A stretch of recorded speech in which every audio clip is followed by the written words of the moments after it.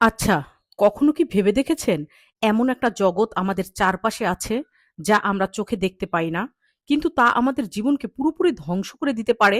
এমন একটা ক্ষমতা যা একটা হাসি মুখকে, পরিবারকে মুহূর্তের মধ্যে তছনছ করে দেয়। দুটো ভালোবাসার মানুষকে একে অপরের শত্রু বানিয়ে দেয়। এমনকি মানুষের মৃত্যুর মুখেও ঠেলে দিতে পারে। কি সেটা? আসসালামু আলাইকুম রাহমাতুল্লাহ। আমাদের আশপাশে এমন অনেক কিছু ঘটে যা আমরা খালি চোখে দেখতে পাই না। বিজ্ঞান যার ব্যাখ্যা করতে পারে না, মানুষ তাকে প্রকৃতভাবে বলে ধরে নেয়। কিন্তু আজ থেকে ১৪০০ বছর আগেই মহাগ্রন্থ আল কুরআনে এবং শেষ নবী হযরত মুহাম্মদ সাল্লাল্লাহু আলাইহি ওয়াসাল্লাম পবিত্র বাণী আমাদের এমন এক অন্ধকার জগতের কথা জানিয়েছেন যা আজও মানবজাতিকে স্তব্ধ করে দেয়। কি হতে পারে সেটা? চলুন জেনে নেওয়া যাক। আজ আমরা কথা বলবো জাদু বা সিহর নিয়ে। জাদু আসলে কি? এর পেছনের আসল রহস্য কি? অনেকেই মনে করেন জাদু কেবলই চোখের পলক, এক প্রকার হাত সাফাই বা মনের বিভ্রম। কিন্তু ইসলাম কি একে শুধু বিভ্রম বলে? নাকি এর পেছনে লুকিয়ে আছে এক ভয়ঙ্কর এবং বাস্তব জগৎ?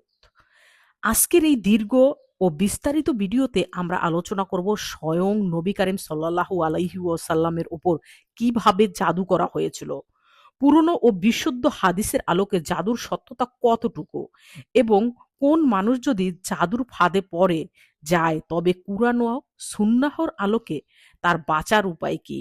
আপনি যদি একজন মুসলমান হয়ে থাকেন তবে আজকের প্রতিটি লাইন আপনার ঈমানকে মজবুত করবে এবং আপনাকে এক অদৃশ্য ক্ষতি থেকে বাঁচাতে সাহায্য করবে। সম্পূর্ণ ভিডিওটি মনোযোগ দিয়ে শুনুন। প্রিয় দর্শক, প্রথমেই আমাদের জানতে হবে ইসলামী পরিভাষায় জাদুকে কি বলা হয় এবং এর মূল অর্থ কি। আরবি ভাষায় জাদুকে বলা হয় সিহর।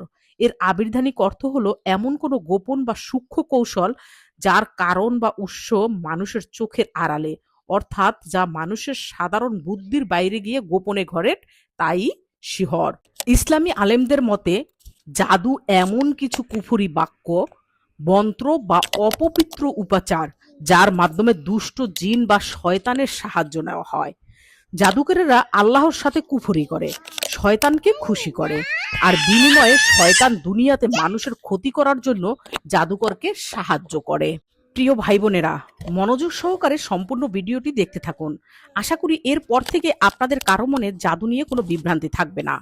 এই জাদু এটি কোনো অলৌকিক ক্ষমতা বা মোজেজা নয়, এটি সম্পূর্ণ একটি শয়তানি প্রক্রিয়া। অনেকে মনে করেন এটি কেবলই মনের ভুল, কিন্তু পবিত্র কুরআন এবং হাদিসে আমরা পরিষ্কারভাবে জানব জাদুর একটি বাস্তব অস্তিত্ব এবং ক্ষতিকর প্রভাব রয়েছে। দর্শক, এবার আমরা প্রবেশ করছি ইতিহাসের সেই অধ্যায়ে যা শুনলে যে কোনো মুমিনের গা শিউরে উঠবে। স্বয়ং বিশ্বনবী আল্লাহর সবচেয়ে প্রিয় হাবিব হযরত মুহাম্মদ সাল্লাল্লাহু আলাইহি সাল্লামের উপরও জাদু করা হয়েছিল। এই ঘটনাটি কোনো সাধারণ গল্প নয়, এটি সহিহ বুখারী ও মুসলিম শরীফের একেবারে বিশুদ্ধ হাদিস দ্বারা প্রমাণিত। মদিনার বনু জুরাইক গোত্রের লাবিদ ইবনুল আসাদ নামের এক চরম খবিশ ইহুদি নবীজি সাল্লাল্লাহু আলাইহি সাল্লামের উপর গভীর ব্ল্যাক ম্যাজিক বা জাদু করেছিলেন। সে কিভাবে এই কাজ করেছিলেন জানেন? নবীজি সাল্লাল্লাহু আলাইহি সাল্লামের ব্যবহৃত চিরুনি এবং মাথার কিছু চুল সে কোনোভাবে সংগ্রহ করে। এরপর পুরুষ খেজুর গাছের খোসার ভেতর সেই চুল আর চিরুনি রেখে শক্ত করে ১১টি গিঁট বা গিট্টু দেয়। তারপর মদিনার জারওয়ান নামের একটি পরিত্যক্ত অন্ধকার কূপের তলদেশে এটি পাথরের নিচে চাপা দিয়ে রাখেন। এরপর থেকে নবীজি অত্যন্ত দুর্বল ও অসুস্থ হয়ে যেতে থাকে। দেখুন জাদু কতটা ভয়ঙ্কর ভাবে করা হয়, কিভাবে করা হয়, আপনার নিজের ব্যবহৃত জিনিস দিয়েই করা হয়। যাই হোক, এর প্রভাবে কি হয়েছিল জানেন? উম্মুল মুমিনিন হযরত আয়েশা রাদিয়াল্লাহু আনহু বর্ণনা করেন জাদুর প্রভাবে নবীজি সাল্লাল্লাহু আলাইহি সাল্লামের অবস্থা এমন হয়েছিল যে তিনি একটি কাজ করেননি, অথচ তার মনে হতো তিনি কাজটি করেছেন। তিনি শারীরিকভাবে ভীষণ দুর্বল ও অসুস্থ হয়ে পড়েছিলেন। দিনের পর দিন তিনি এই কষ্ট চলার পর আল্লাহর প্রিয় রাসূল আল্লাহর দরবারে দীর্ঘ সময় ধরে আকুল হয়ে দোয়া করলেন। তখন আল্লাহ তাআলা তার দোয়া কবুল করলেন। নবীজি সাল্লাল্লাহু আলাইহি সাল্লাম একদিন আয়েশা রাদিয়াল্লাহু আনহুকে বললেন, আয়েশা, আল্লাহ আমাকে জানিয়ে দিয়েছেন আমার রোগ কিসে। নবীজি সাল্লাল্লাহু আলাইহি সাল্লাম জানালেন, ঘুমের ঘোরে তার কাছে মানুষের ভেষে দুজন ফেরেশতা এসেছিলেন। একজন বসলেন মাথার কাছে, অন্যজন পায়ের কাছে। এক ফেরেশতা অপরজনকে জিজ্ঞেস করলেন, এই ব্যক্তির কষ্ট কি? অন্যজন উত্তর দিলেন, ইনি জাদুগ্রস্ত। আবার জিজ্ঞেস করা হলো, কে জাদু করেছে? উত্তর দিল, লাবিদ ইবনুল আসাম। কিসের মধ্যে জাদু করেছে? চিরুনি ও চুলের মধ্যে। সেটি কোথায় আছে? জারওয়ান নামক কূপের তলদেশে। এইভাবেই ফেরেশতারা আল্লাহর নির্দেশে নবী করিম সাল্লাল্লাহু আলাইহি সাল্লামকে সাহায্য করেছিলেন। বলুন সুবহানাল্লাহ। এরপর নবীজি সাল্লাল্লাহু আলাইহি সাল্লাম সাহাবীদের নিয়ে সেই কূপে যান এবং জাদুর সেই সরঞ্জাম উদ্ধার করেন। এই ঘটনার পরেই আল্লাহ তাআলা পবিত্র কুরআনের শেষ দুটি সূরা, সূরা ফালাক ও সূরা নাস নাজিল করেন। এই দুটি সূরায় মোট ১১টি আয়াত রয়েছে। জাদুর সেই কুৎসিত বস্তুটির সামনে এনে নবীজি সাল্লাল্লাহু আলাইহি সাল্লাম যখন একটি করে আয়াত পড়তেন, অলৌলিকভাবে জাদুর একটি করে শক্ত গিঁট খুলে যেত। এভাবে ১১টি আয়াত শেষ হওয়ার সাথে সাথে ১১টি গিঁট খুলে যায় এবং নবীজি সাল্লাল্লাহু আলাইহি সাল্লাম এমনভাবে সুস্থ হয়ে উঠলেন যেন তার কোনো রোগেই ছিল না। আশা করি বুঝতে পেরেছেন। প্রিয় ভাই ও বোনেরা, এই ঘটনা থেকে আমরা বুঝতে পারি জাদু কতটা সত্য এবং কতটা ভয়ঙ্কর। ইসলামে এই জাদুকে সাধারণ কোনো অপরাধ বলা হয়নি, একে বলা হয়েছে কুফর বা মহাপাপ। সহিহ বুখারী ও মুসলিমের আরেকটি বিখ্যাত হাদিসে রাসূলুল্লাহ সাল্লাল্লাহু আলাইহি সাল্লাম বলেন, তোমরা ৭টি ধ্বংসাত্মক মহাপাপ থেকে বেঁচে থাকো। এই ৭টি পাপের প্রথমটি হলো আল্লাহর সাথে শিরক করা, আর ঠিক দ্বিতীয় পাপটি হলো জাদু করা বা ব্ল্যাক ম্যাজিক করা। যে ব্যক্তি জাদু করে সে ইসলাম থেকে খারিজ হয়ে কাফের হয়ে যায়। কারণ শয়তানকে সেজদা না করা পর্যন্ত বা কুরআনের অবমাননা না করা পর্যন্ত শয়তান কাউকে জাদুর বিদ্যা শেখায় না। এই কারণে ইসলামী শরিয়তে জাদুকরের শাস্তি অত্যন্ত কঠোর।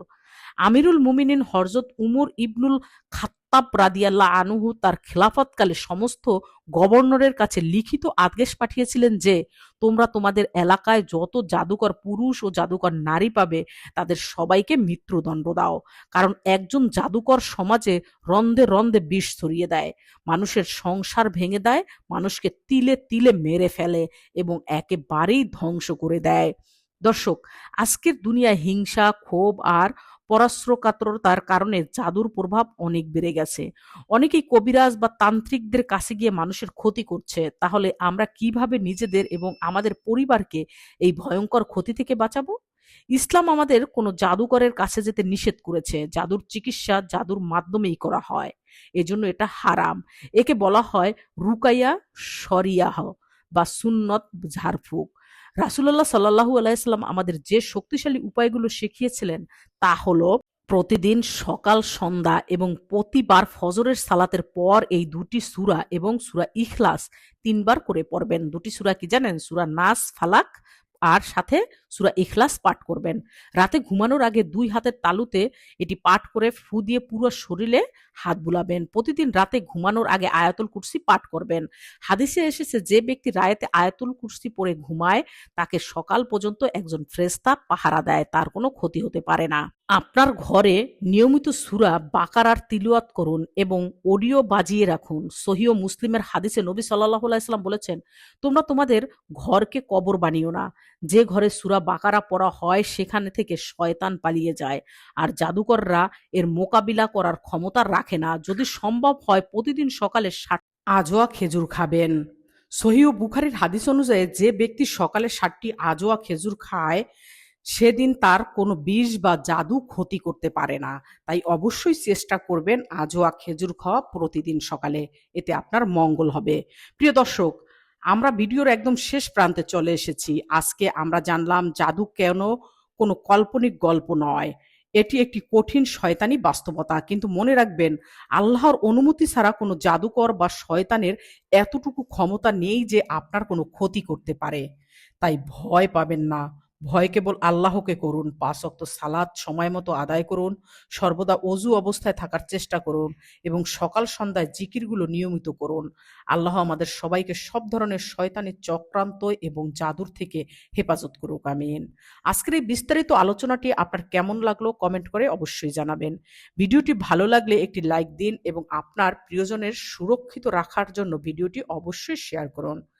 যারা চ্যানেলে নতুন এসেছেন অবশ্যই সব সুন্দর ও সঠিক তথ্য জানতে চ্যানেলটি সাবস্ক্রাইব করে পাশে থাকা বেল আইকনটি অন করে রাখুন। দেখা হবে পরবর্তীতে কোনো গুরুত্বপূর্ণ ভিডিও।